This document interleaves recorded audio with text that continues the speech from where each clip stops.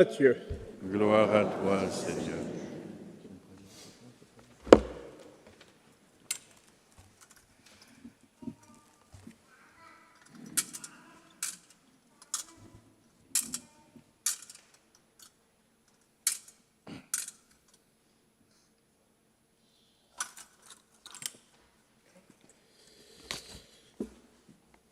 En ce temps-là, Jésus disait cette parabole à ses disciples.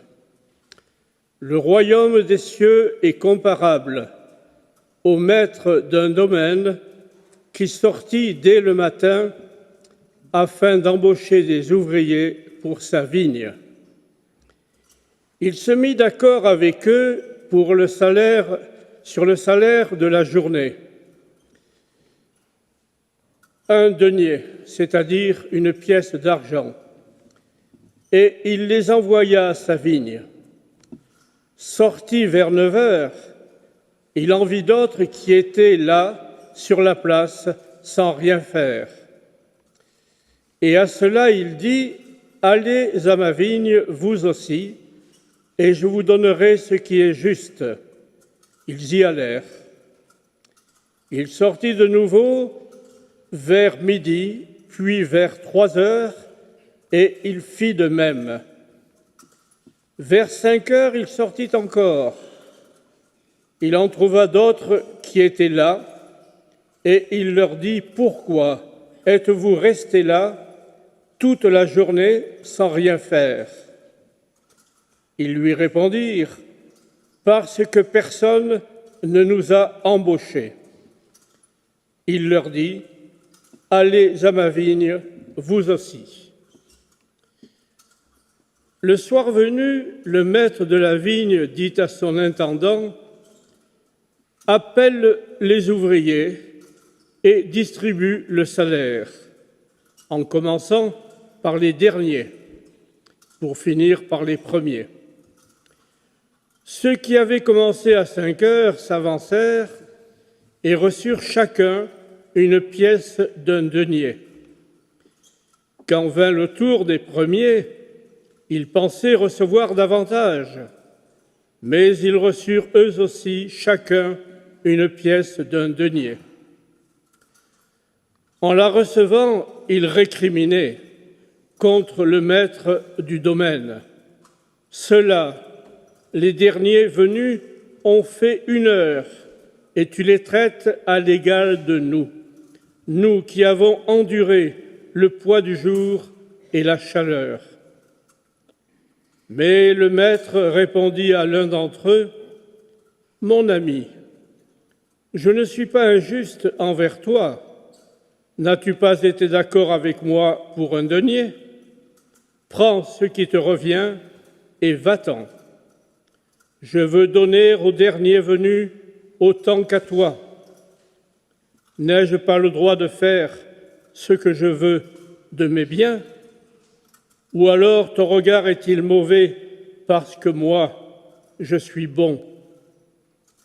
C'est ainsi que les derniers seront premiers et les premiers seront derniers. » Acclamons la parole de Dieu. Louange à toi, Seigneur Jésus.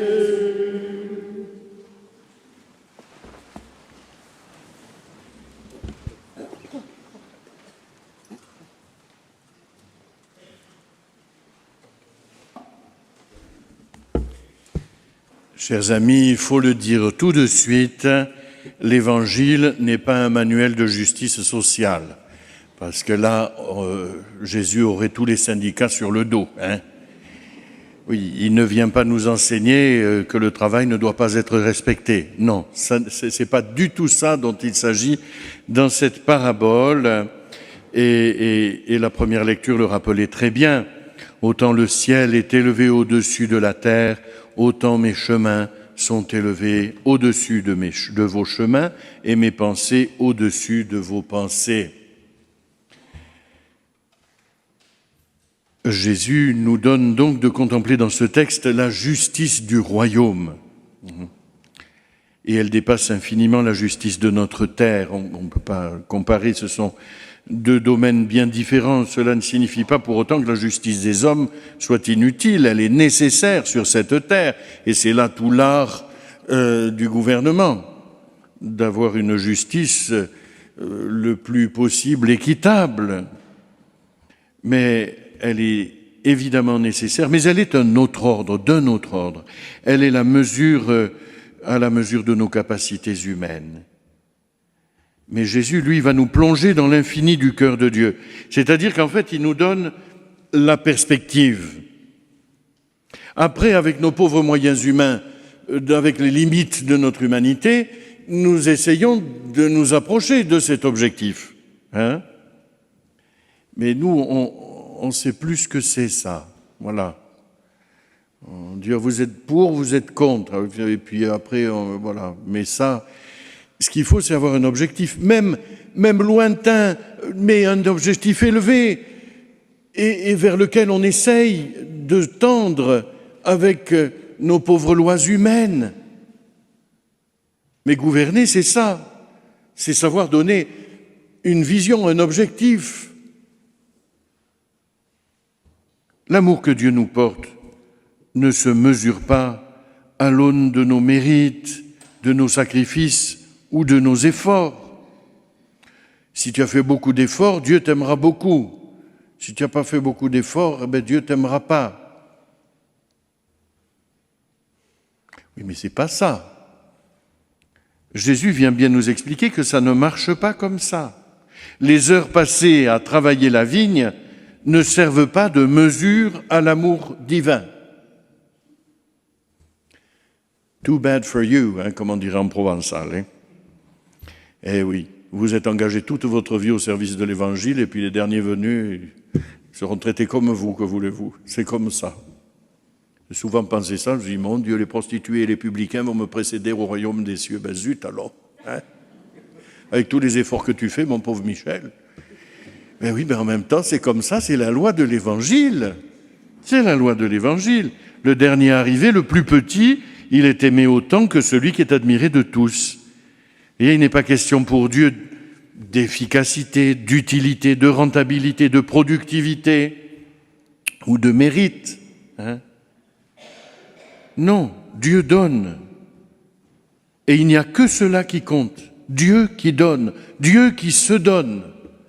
Le pape le rappelait hier, c'est sûr que qu'est-ce que vous voulez faire? Un migrant n'est pas rentable, un vieillard en fin de vie n'est pas rentable, un enfant dans le ventre de sa mère ne rapporte rien.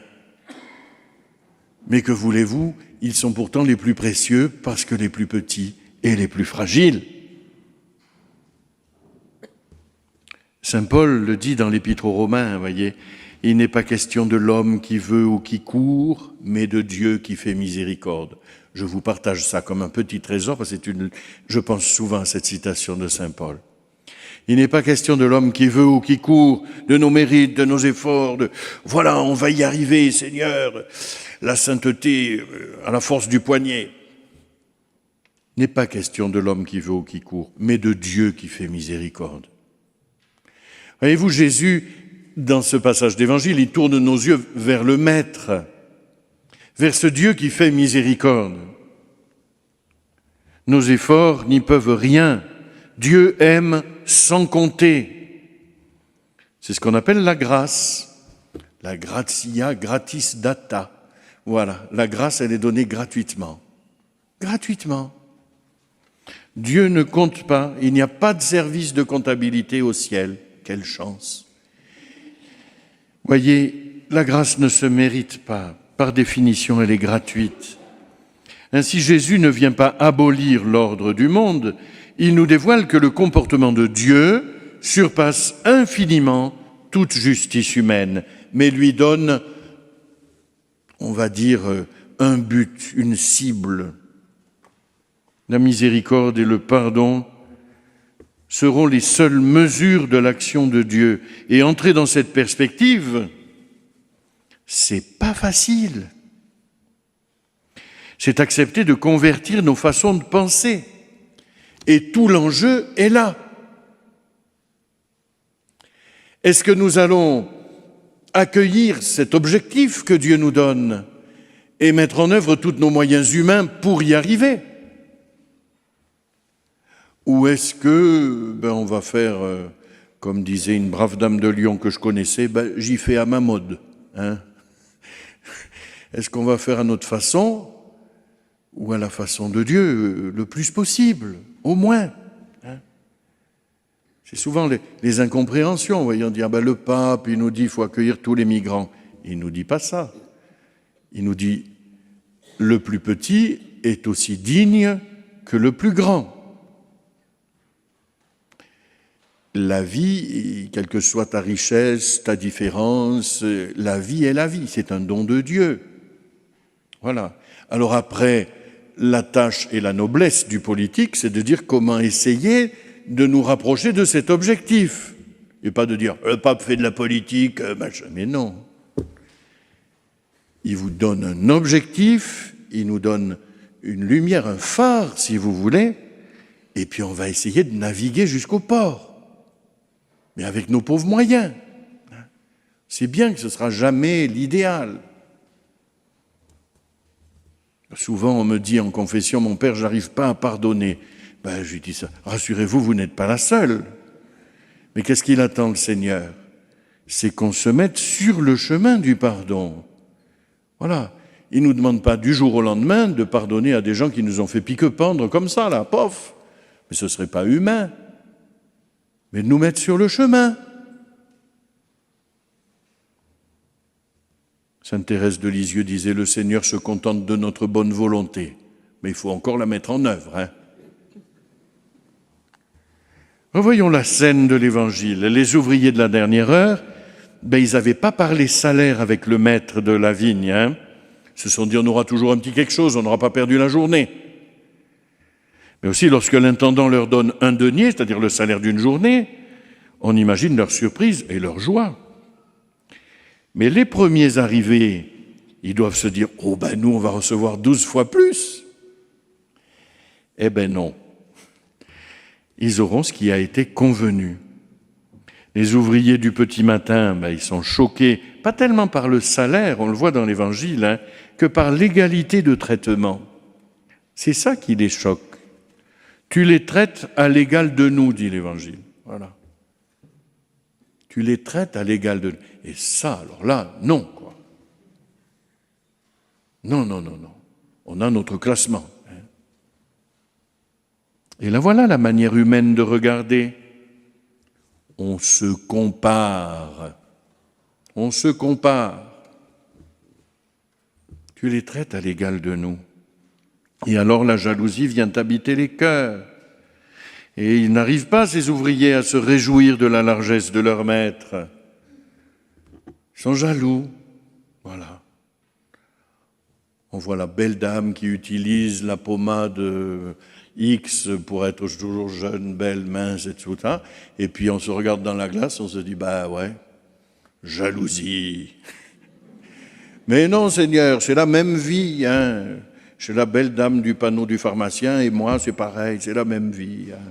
Et c'est merveilleux, et c'est beau, et Dieu nous aime. Voilà.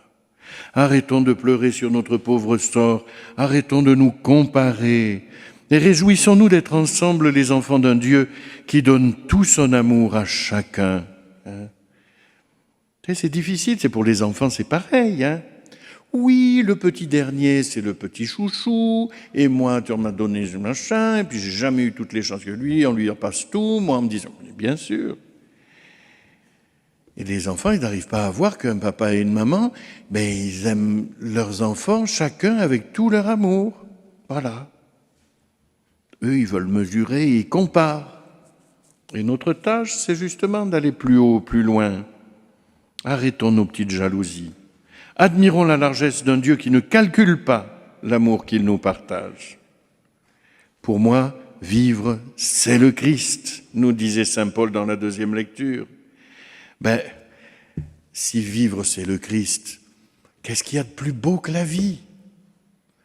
Chers amis, et qu'est-ce qu'on peut désirer d'autre?